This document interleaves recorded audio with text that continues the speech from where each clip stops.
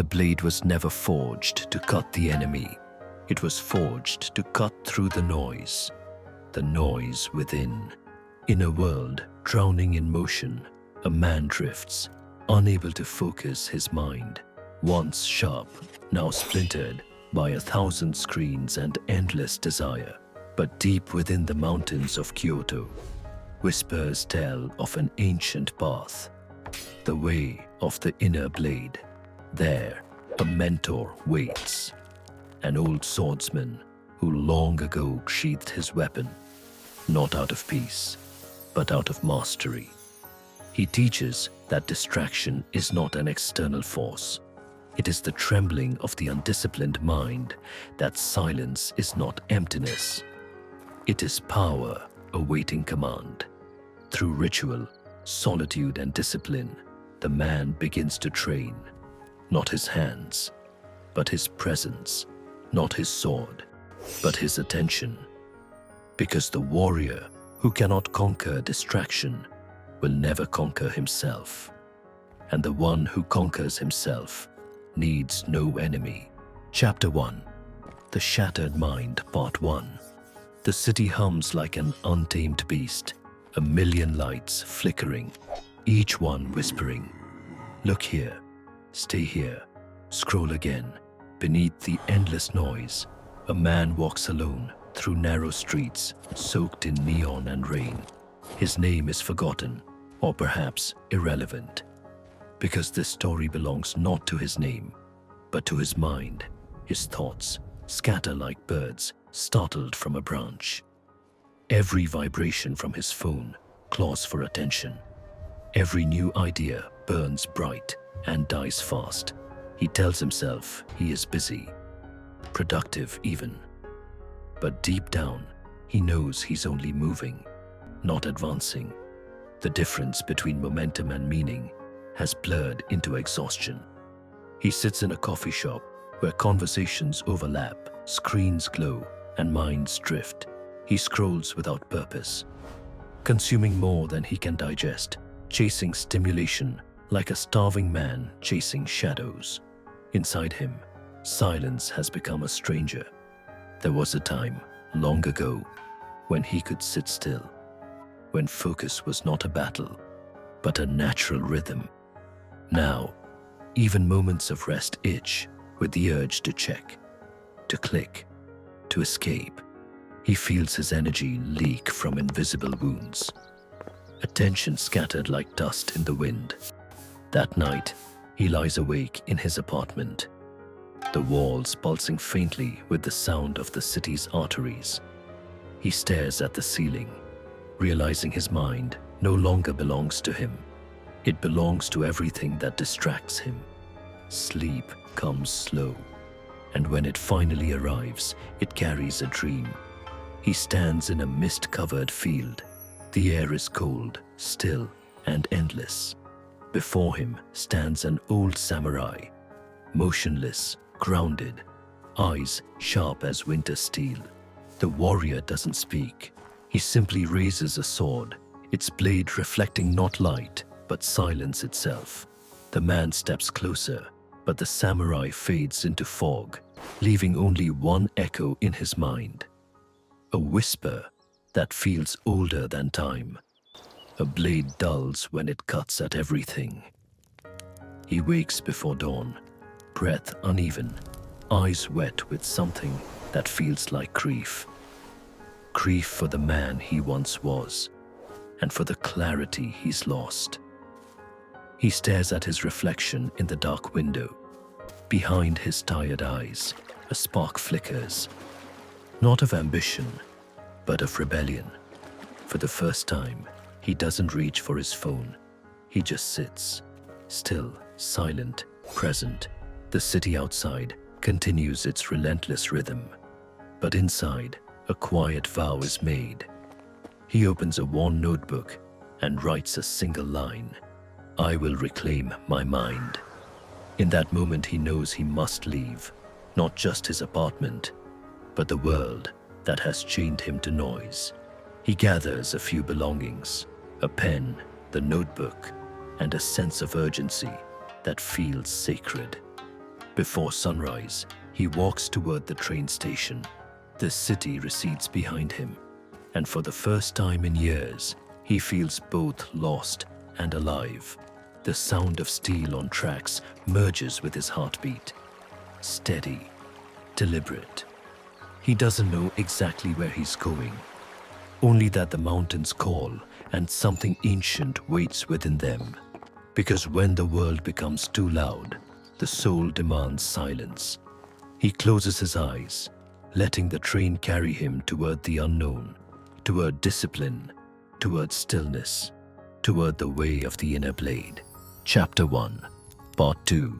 The train winds through the countryside, cutting through fog and forest like a silver thread through cloth. The man watches the world blur by. Endless fields, fading cities, shadows of power lines that seem to stretch towards something unseen. For the first time in years, he feels distance.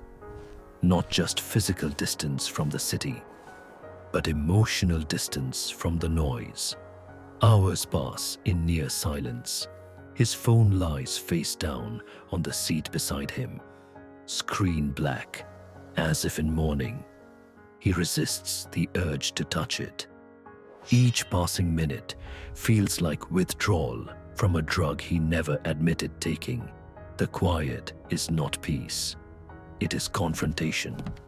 He begins to hear the true sound of his mind. Restless, impatient, addicted. He takes out his notebook. On the blank page, his hand trembles. The pen hovers. Then he writes, "My attention is the currency of my spirit." He stares at the words. They feel heavier than he expected. A truth he has avoided for too long. He remembers the old samurai from his dream, the way he stood unmoving while the mist swirled around him. That stillness, that unshakable presence. It wasn't strength of body. It was strength of mind. The train slows. A small station appears. Nothing but a wooden platform and a sign carved with kanji. Jingshinshan, Seishin Yama, Mountain of the Quiet Heart. He steps off, the cold air biting against his skin. The station is deserted. Only the distant cry of crows and the whisper of wind remain. A narrow path leads into the forest. Moss clings to stone, and old trees lean like guardians over a forgotten trail. With every step, the hum of the modern world fades, until there is only the sound of his breath and the rhythmic crunch of gravel beneath his feet. He doesn't realize it yet, but this silence is his first teacher. The deeper he goes, the more his mind resists. Memories surface of deadlines, relationships, mistakes, ambitions. The noise inside him tries to fill the quiet. And then he understands. The mind does not fear silence because it is empty. It fears silence because silence reveals truth. He stops on the trail and looks up. Through the canopy, a sliver of sunlight cuts through, a blade of gold against a world of green. He takes a deep breath, feeling something awaken. Not excitement, but awareness. This journey is not about finding peace. It is about facing everything that stands between him and it. By dusk, he reaches a small plateau overlooking the valley. Below him, mist rolls like waves across the forest, and beyond, distant peaks pierce the clouds like the spines of sleeping dragons. He drops his bag and sits, exhausted, staring at the vast silence before him. In the fading light, he senses it again. That invisible presence from his dream. The feeling of being watched, not with threat, but with intention. Somewhere within this mountain, someone waits. He whispers to himself, "If distraction is my enemy, then this silence is my battleground." The wind carries his words into the dark. He closes his eyes, surrendering to the mountain's stillness, Tonight, the world outside will sleep, but within him, the real battle begins. The first cut of the inner blade is the one that severs the world's hold on your mind. Chapter 2. The Mountain of Silence. Part 1. The dawn mist drifts low over the mountain, curling around ancient cedars like incense from a temple unseen. The young man wakes to the sound of wind and the rustle of unseen birds. His breath condenses in the cold air, a small visible reminder that he is still here, still alive. He stands at the edge of a narrow stone path that snakes upward into the fog. No signs, no voices, only the soft murmur of the mountain itself. As if it breathes, with each step, he feels the weight of the city peel away. The rhythm of honking horns and digital alerts fades into the distance, replaced by something purer, something he can't name yet. Hours pass, his legs burn, his thoughts wander. But the higher he climbs, the quieter everything becomes. Not just the world, but the space inside him. Then, through the veil of mist, a faint bell rings. He follows the sound until a small temple appears, carved into the mountainside. Its wooden beams aged and dark. Its paper lanterns swing gently in the wind. At its entrance sits an old man. His head is shaved, his robe simple. He holds a broom, sweeping the stone path with the patience of eternity. The young man stops a few steps away.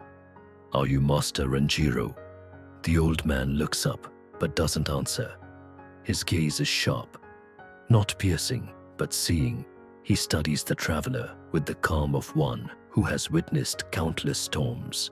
Then he returns to sweeping. Unsure what to do, the young man bows slightly. "I came to learn how to control my mind." Renjiro's broom pauses mid-stroke. Then, with a faint smile, he says, "Control is noise. You came here to learn silence." He gestures toward a wooden bench beside the temple wall. The man sits. Hours pass as the old master sweeps, the rhythm of his broom steady and unbroken. The traveler's thoughts begin to swirl. Impatience, doubt, pride. He wonders if this is a test. He wants to speak, but Renjiro's quiet presence makes every word feel like an interruption to something sacred. Finally, as the sun begins to set, Renjiro leans the broom against the wall. "The first lesson," he says, "is to listen." "To what?" the young man asks. Renjiro glances at the forest. "To everything that does not speak." That night, the man sleeps on a tatami mat in a small wooden room. There are no clocks, no lights, only the hum of wind against paper walls. The silence feels thick, alive, almost confrontational. He tries to meditate as the master instructed, but his mind rebels, leaping from thought to thought, chasing every echo of the past minutes stretched like hours. His pulse quickens. He feels boredom, then restlessness, then something deeper, fear, because silence, he realizes, is not empty. It's full of everything you've been running from. Outside, Renjiro sits under the moonlight, watching the temple lantern flicker. He senses the student's struggle. He whispers, as if to the wind, "To conquer distraction, one must first be devoured by it." Inside, the young man finally stops fighting his thoughts. He lets them come. Every regret, every craving, every voice that tells him he is not enough. And as he sits in that torrent of noise, something miraculous happens. He sees that none of it is him. The night deepens, the forest exhales, and for a brief moment, the silence returns. not as emptiness, but as presence. The mountain has begun its teaching. Chapter 2, Part 2. The next morning, the world awakens in layers of sound. The whisper of the wind through bamboo, the creak of old timber, the slow rhythm of Renjiro's broom, brushing stone. The young man opens his eyes to a faint light spilling through paper doors. He feels different, though he can't explain why. His body is still, but his mind hums with quiet awareness. Renjiro is already outside, sweeping the same ground as yesterday. The student steps forward. "May I help you?" he asks. The old master nods once. "Help the path to breathe." He takes another broom and begins to sweep. The motion feels pointless at first. His mind leaps to thoughts of progress, efficiency, results. The habits of a modern man, measuring everything by achievement. But soon, the rhythm of the broom begins to settle his breath. The act becomes something else. Not cleaning, not working, just being. Renjiro watches without a word. When the sweeping is done, he points toward the edge of the temple. "Go sit by the cedar tree until you can hear the wind without your thoughts interrupting it." The young man obeys. He sits cross-legged beneath the tree, closing his eyes. At first, the sounds blur together. Rustling leaves, distant birds, his own breathing. Then his mind drifts. Fragments of memories, unfinished tasks. The urge to check his phone, though he left it days ago. The weight of constant distraction lingers even here, miles from the city. Frustration builds. "I can't stop thinking," he mutters. Renjiro's voice cuts through the air, calm, deliberate. "You do not stop the river by damming it. You let it flow until it finds its stillness." He returns to silence. The words linger in the young man's chest, like a slow echo. Hours pass, thoughts rise, fade, and return. But with each wave, the resistance weakens. He begins to observe rather than fight. His breathing softens, his shoulders loosen. Then, a shift. For the first time, he hears everything. The soft hiss of the wind weaving through leaves, the faint hum of insects, even the distant rhythm of his own heartbeat. The world expands, yet he feels smaller, weightless, as if the mountain itself is breathing through him. He opens his eyes. The forest moves like a slow tide of green and gold. Every sound feels purposeful, every moment complete. And in that awareness, something ancient awakens. The subtle pulse of presence. Renjiro appears beside him, silent as a shadow. He studies the young man's calm expression. "You have met silence," the master says softly, "but do not mistake her for peace. She will test you next." The student nods. "How?" Renjiro gestures toward the temple. "By showing you how loud you still are." That night, during meditation, the old master strikes a small gong. The sound vibrates through the wooden floor and into the student's bones. Each vibration draws out hidden noise, memories, emotions, cravings. The man sees how deeply distraction runs, not just in devices or noise, but in identity. He realizes the truth. Distraction is not the phone, the crowd, the screen. Distraction is the self's addiction to movement. When the sound of the gong fades, Renjiro speaks. "You cannot sharpen a blade by screaming at it. You polish it with patience." The student bows deeply. His ego resists, but his spirit kneels. Over the next days, he repeats the same rituals, sweeping, sitting, breathing, observing. The world no longer feels dull. Each act becomes alive, a mirror reflecting his inner turbulence, or stillness. He begins to understand what the master meant. That silence is not absence, but awareness, not retreat, but readiness. As the sun sets on the seventh day, the mountain glows with golden fire.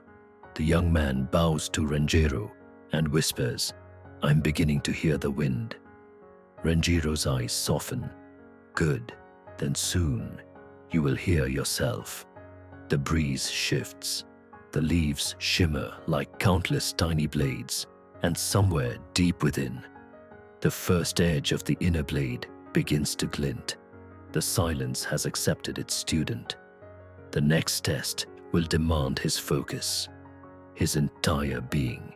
Chapter 3: The Trial of the Inner Blade, Part 1. Morning mist swirls through the temple courtyard.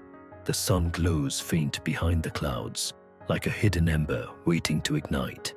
The young man kneels before Master Renjiro, the stone beneath him still wet from dew. Between them lies a single wooden sword, unpainted, worn smooth by decades of practice. Renjiro speaks first. His voice is quiet, but heavy, as if carved from stone. "This is not a weapon. It is a mirror.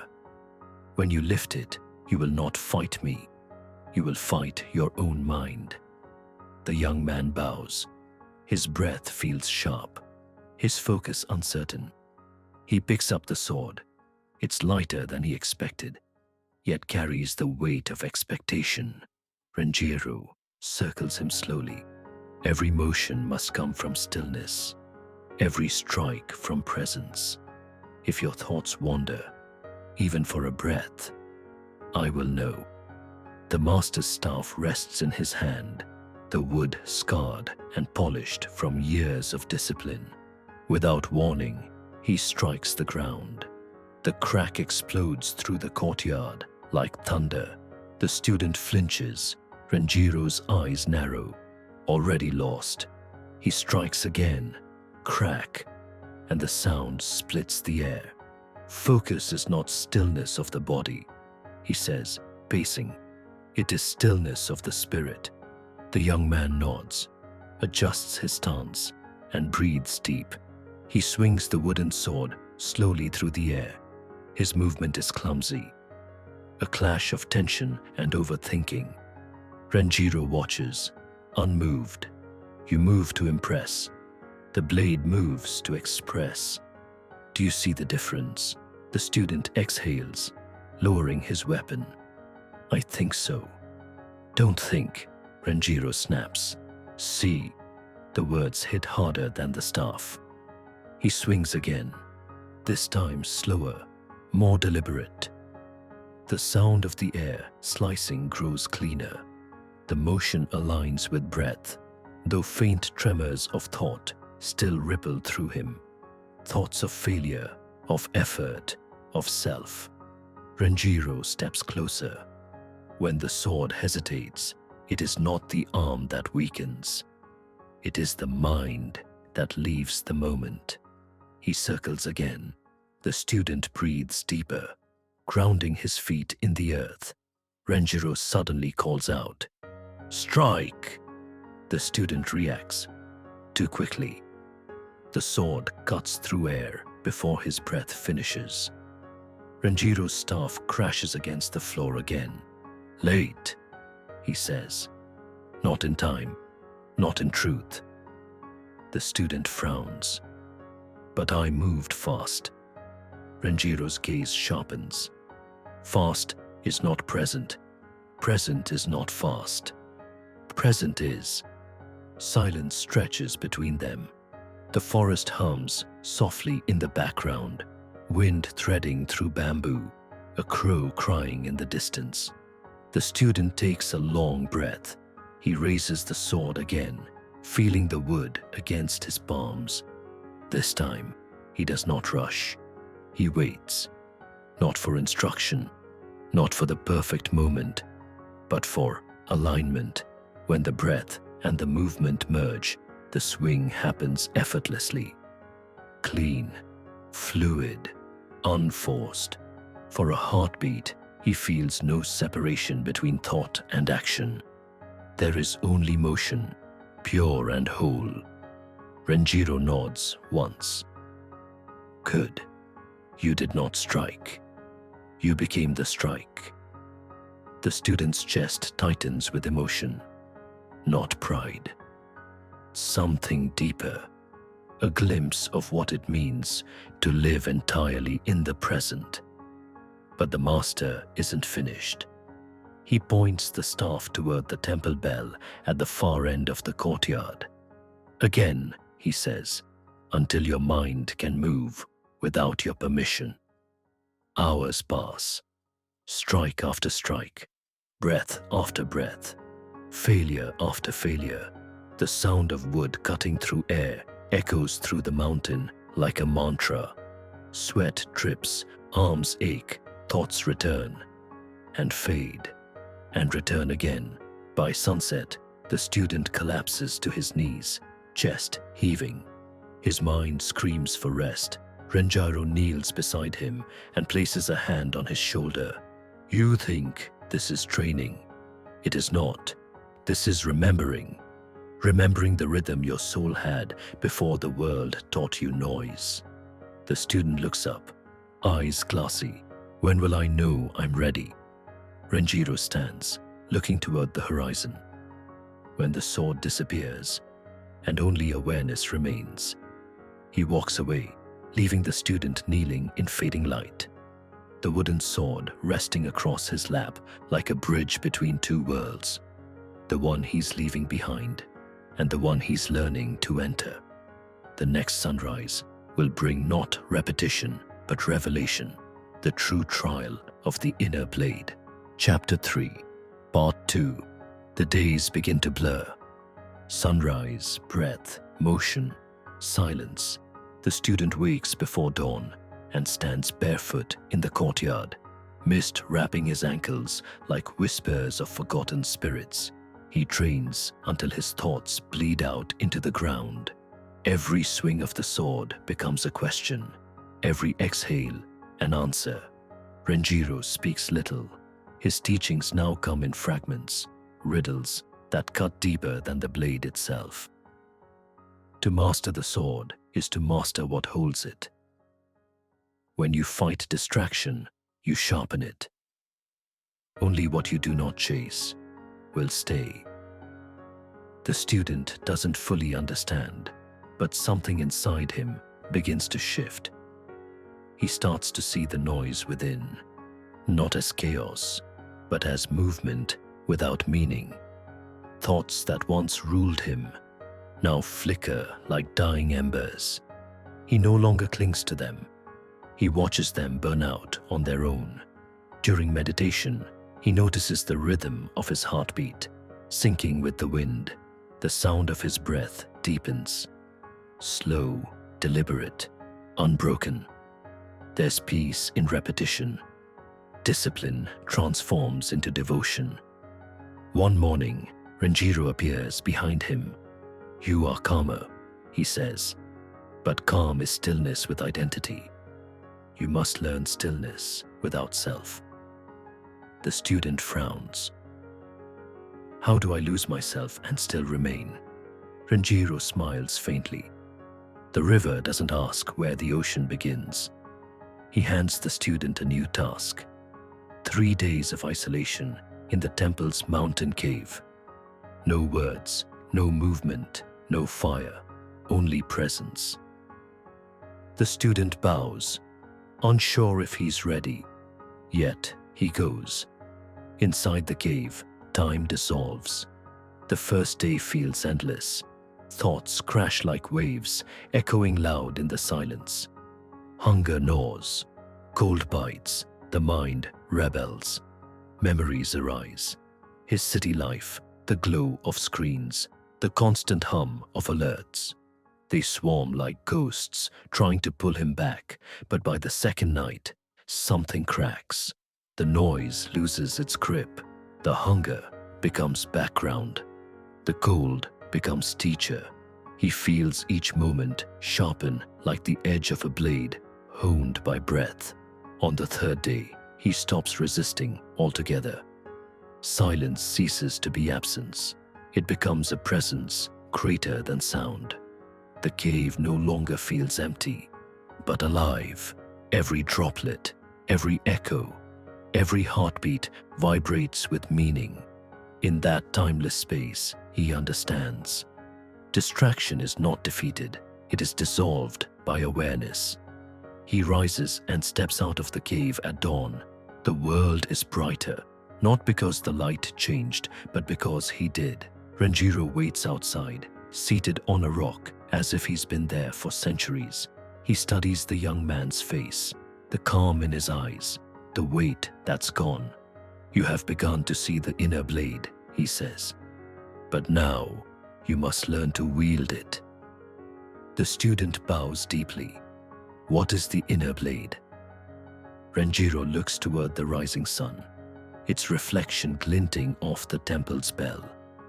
"The inner blade," he says softly, "is the cut that separates truth from illusion, the strike that frees you from yourself.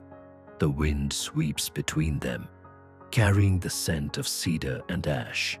The student feels both lighter and heavier, lighter in mind, heavier in purpose. For the first time, he realizes this journey isn't about control, it's about alignment. He grips the wooden sword again, not to strike, but to understand. And in that stillness, he feels the faint hum of something sacred, not sound, not thought, just presence. Sharp, unbroken, infinite. The true trial has only just begun. Not of the body, but of the spirit that holds the blade. Chapter 4. The Battle Within, Part 1. Winter fell upon the mountain like a silent siege. Snow pressed against the temple walls, and every breath turned to mist. Visible proof that life still stirred in the cold. The young man now moved through the courtyard, wrapped in layers of cloth, his wooden sword tucked at his side, like a silent companion. Each day began the same. Dawn, meditation, motion drills, the rhythm of silence.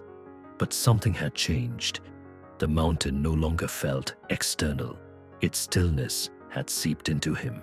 And yet, inside that stillness, an old enemy began to stir. At first, it came as subtle restlessness, the kind that whispers rather than shouts.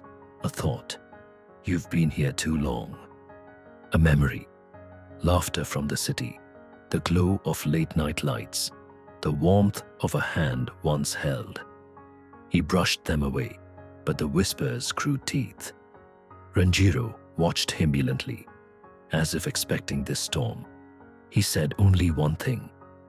The greatest distractions arrive dressed as comfort. The young man didn't fully understand, but the truth soon revealed itself in the long nights. When the fire dimmed and the temple drifted into sleep, the mind began its rebellion. Visions of his old life played behind his eyelids. The pull of ambition, the rush of validation, the craving to be seen. He felt the ache of it all. He missed the chaos he had once cursed. And then came the fear, not of death or pain, but of irrelevance. What if I disappear into this mountain? What if all this silence means nothing? He clenched his fists, feeling his breath quicken. He wanted to run, not down the mountain, but back into noise. Noise was easier. Distraction had always been his refuge from the vast emptiness of himself. The next morning, Renjiro approached him during training. "Strike," he commanded. The student obeyed, slicing the air with precision. Again, he struck again. He struck harder, breath ragged. Then, crack. Renjiro's staff struck the blade mid-motion, halting him. "You are not fighting the air," the master said. "You are fighting your reflection." The young man froze. "You think silence is your cage," Renjiro continued, "but it is your mirror. What you fear in the quiet is not the void. It is your own, untrained spirit staring back. The words landed like arrows. That night, the student returned to the cave. He lit no fire. The air was freezing, his fingers numb, but he sat unmoving. His thoughts screamed at first, memories, cravings, regrets, all demanding his attention like wild dogs. He did not answer. Hours passed. Breath by breath, the chaos began to lose its color. He started to see what Renjiro meant. That distraction wasn't his enemy, but his own fear of facing himself. When dawn came, his body trembled, but his mind stood firm. He had not conquered the storm. He had simply stopped running from it. He returned to the courtyard, frost on his eyebrows, and bowed before Renjiro. "I saw it," he whispered. "The enemy within." Renjiro nodded once, eyes gleaming. "Good. Now, learn to let him go." The lesson hung in the cold air. A command not of battle, but of surrender. The mountain winds howled like restless spirits that day. Yet, within the young man, a new kind of silence began to bloom. The silence of understanding. The war against distraction was never about noise. It was about the man who needed it. Chapter 4, Part 2. The days stretched like silver threads through the winter fog. The young man moved with purpose now, but each step carried the weight of inner struggle. His sword, once clumsy in hand, flowed with a rhythm that mirrored his breathing. Yet, the true trial lay not in motion, but in stillness. In the silent war that raged within his own mind. At night, he sat by the fire, staring into the dancing flames. Memories returned uninvited. The city streets, the endless notifications, the voices that demanded attention. Comfort and familiarity called to him like sirens. His mind whispered, "Go back. You don't belong here. You are wasting time." Renjiro watched without interruption. Finally, he spoke, calm as snow drifting on pine. "The weak man fights the world. The strong man fights his reflection." The student understood the reflection was not the city, not people, not noise. It was him. Every impulse, every craving, every hidden fear and ego that had clung to him. He spent sleepless nights confronting it all. He observed without reaction, naming each thought as it arose. Fear, desire, regret, ego, then letting it pass like a leaf floating down a stream. By the third night, exhaustion threatened his body, but a strange clarity began to emerge. He realized that distraction was not something external. It was energy untamed, attention scattered, the mind unanchored. Fear, born of ego, had been masquerading as urgency. One evening, alone in the courtyard, he whispered to the wind, "There is no enemy, only energy unfocused." A silence deeper than snow answered him. For the first time, the mountain did not feel like a trial. It felt like a mirror, reflecting the warrior he was becoming. Renjiro approached. "Your blade begins to cut," he said softly, "not through others, but through illusion. Only by mastering yourself can you command the world." The student raised his wooden sword once more. The motion was effortless. Breath, mind, body, all in harmony. The mountain air hummed around him.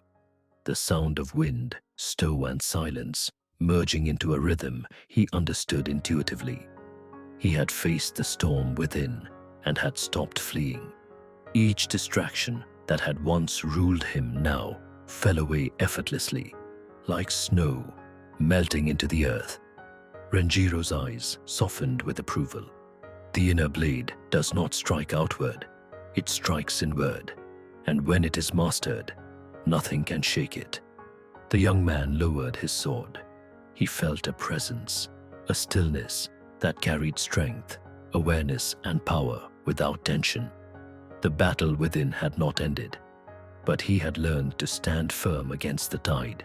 With discipline and presence, the storm of distraction became a tool, not a torment, and the true journey toward mastery was ready to begin, the dance of awareness in every movement of life itself. Chapter 5. The Dance of Presence. Part 1. Spring winds carried a faint warmth to the mountain, brushing against the temple's wooden beams. Rustling bamboo leaves with a gentle rhythm, the snow had melted, revealing stone paths and moss that glowed emerald in the soft morning light. The young man moved through this renewed world, but he was no longer merely walking. Each step was deliberate, each breath an anchor. His body had grown strong from repeated ritual and practice. But it was the mind that had transformed. The chaos that once roared within him had settled into a deep undercurrent, barely noticeable, but alive. Movement was no longer a task to complete. It was a meditation. Every sweep of the broom, every footfall across the courtyard, every inhale and exhale became part of a greater rhythm. Renjiro observed quietly. Seated on the temple steps, he spoke rarely now, and each word fell like a stone into a still pond. When you move with presence, even the smallest gesture becomes divine. The student nodded, bowing slightly to the master. He understood that presence was not effortful. It was not striving. It was allowing the mind and body to become one with the task at hand. That morning, he practiced with the wooden sword again, but the focus had shifted. No longer was he striking to perfect form, or to impress the master, or even to master the mind. He struck because it was the only natural response to the moment. Breath and motion aligned perfectly, the blade cutting the air in silent poetry. Outside the courtyard, the wind carried the scent of new growth. Rain pattered lightly against the temple roof. The sound merged with the rhythm of his breath and the soft scrape of the sword through air. It was as if the world itself had become an extension of his presence. The mountain, the temple, the elements, all participating in a dance that required neither ego nor effort. In the evenings, he continued his meditation. Now it was deeper, not a struggle against thought, but an embrace of it. He observed each impulse, the faint sting of fear, the echo of past regrets, and let it pass without judgment. Awareness itself became a kind of armor, subtle yet unbreakable. Renjiro approached one evening, his face serene. "You are no longer learning discipline, you are living it." The student paused, letting the weight of the words sink in. There was a clarity in understanding that mastery is not domination, but devotion. Devotion to the moment, to the breath, to the path itself. He trained in silence, letting the rhythm of his movements blend seamlessly with the rhythm of life around him. Every gesture, sweeping, bowing, breathing, striking, was infused with focus, yet free from effort. It was a dance, an unbroken flow of attention. He began to notice small things, the shimmer of dew on moss, the subtle shift of light through the bamboo, the sound of his heartbeat aligning with the wind. The temple became a mirror of his own mind, calm, receptive, and unwavering. And in this stillness, he realized something profound. The distractions of the world had not vanished. They still existed. The pull of ambition, the lure of comfort, the noise of modern life. But they no longer owned him. He had become what Renjiro had called the still storm, a presence at peace with chaos, a warrior aligned with both inner and outer worlds. The dance of presence had begun. The next step, returning to the world, carrying this mastery without losing it. Chapter 5, Part 2. Days flowed into weeks, each one a mirror of the last, yet entirely unique. The young man's movements became poetry in motion. He swept the temple courtyard with a rhythm that mirrored the pulse of the mountain. Each step across the stone paths was measured yet effortless, his gaze soft yet piercing, attentive to every sound, every shift in the wind. Renjiro rarely spoke, but when he did, his words struck like a bell in clear air. Mastery is not in domination, but in devotion. Devotion to the moment, devotion to the path. The smallest act, performed with full presence, contains all of life. The young man began to understand fully. Sweeping was no longer sweeping. Breathing, no longer merely breathing. Each motion was a conversation with the world. Each exhale, a release of ego. The world no longer distracted him. It became a canvas upon which the discipline of his spirit painted its quiet power. During training with the wooden sword, he moved without thought. The blade no longer separated him from the air. It flowed with it. He could feel the friction of the wind, the pull of gravity, the subtle vibration of energy through his own muscles. Each strike became a lesson, each motion a teaching. Focus is not forced, it is lived. Even rest became intentional. He sat beneath the temple's great cedar, listening to the sound of rain tapping against leaves. His mind no longer fled from discomfort or silence. The chaos of the world still existed. The pull of his old life, the distant hum of the city far below. But it no longer held sway. The inner blade was no longer just a practice. It was state of being. Renjiro observed, a rare smile tugging at his lips. The world will not wait for you to be ready. It offers chaos at every turn. Yet, when you move with presence, the chaos becomes a partner, not a master. The young man bowed, feeling the weight of this truth. He began to see that life, like sword training, is composed of countless moments strung together, some mundane, some profound, but each can be transformed through attention, patience, and presence. As evening fell, the temple bathed in the amber glow of sunset. He realized that mastery was not a destination. It was a way of living, fully attentive, fully awake, fully alive. The inner blade no longer existed as wood or steel. It existed in the way he breathed, moved, and was. The dance of presence was complete, yet eternal. The student now stood ready to descend, to return to the world, carrying the temple within, and to face the ultimate test, applying this mastery in life itself. Chapter 6, Return of the Silent Warrior, Part 1. Spring had fully claimed the mountain. Blossoms spilled like rivers of pink and white across the ridges, and the air was fragrant with new growth. The young man stood at the temple's edge, gazing down toward the city far below. Its noise, once suffocating, now seemed distant, almost unreal. He had walked these paths for weeks, or was it months? Time had blurred in the mountain's silence, and yet he felt every moment sharpened.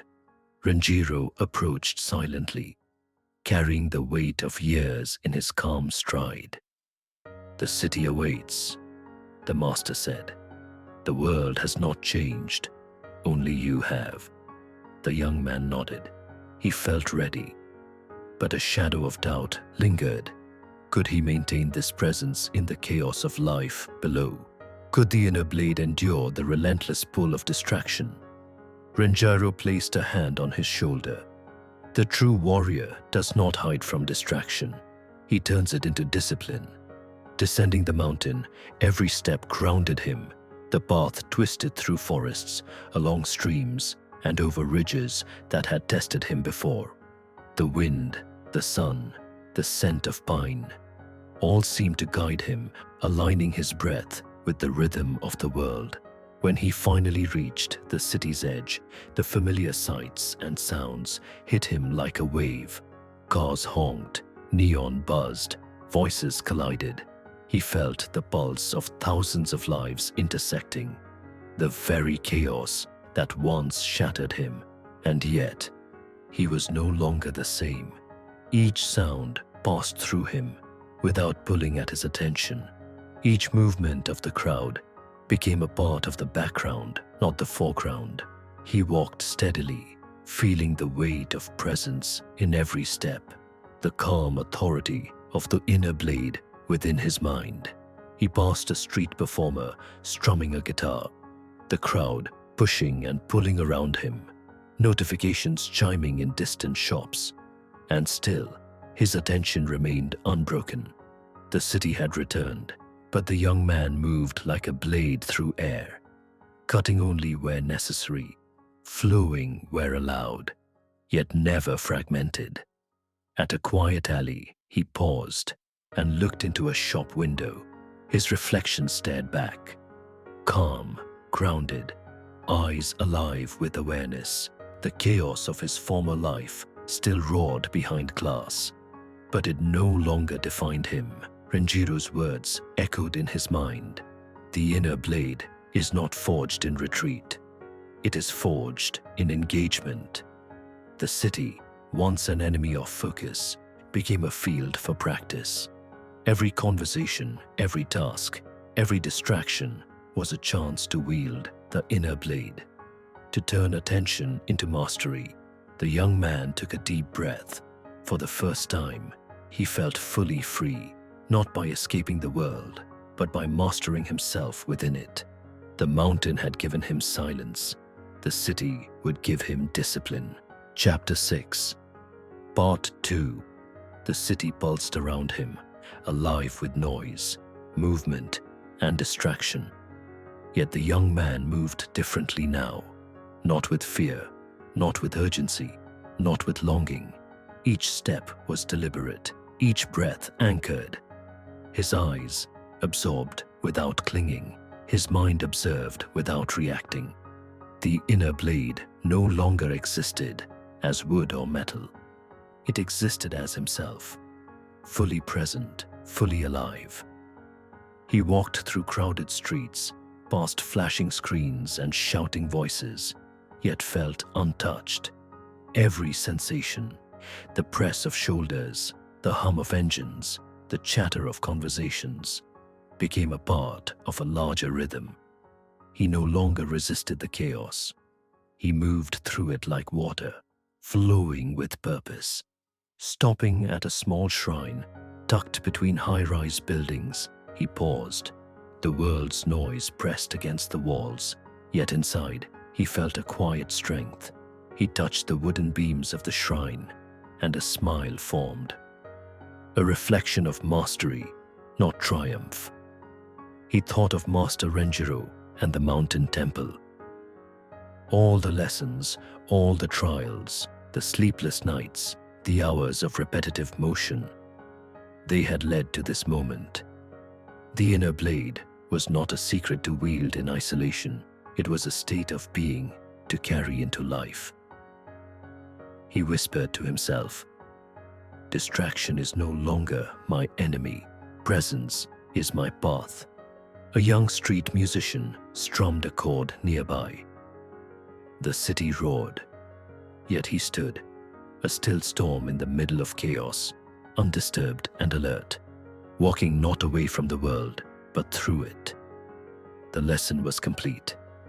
The journey of the mountain ended not with escape, but with engagement. And now, as the story reaches its end, he turns to you. Your own inner blade awaits practice presence. Fight distraction. Begin your path today. If this story inspired you, share it with someone who needs focus. Comment below your own struggles with distraction or moments when you've found presence. And subscribe so you can walk this path with us, one lesson at a time. Every click is a step toward mastery. End of Chapter 6. Return of the Silent Warrior. Core moral. Final reminder. Distraction is not the enemy of discipline. It is the forge that refines it. Through silence, presence, and mastery of the mind, the warrior becomes his own blade.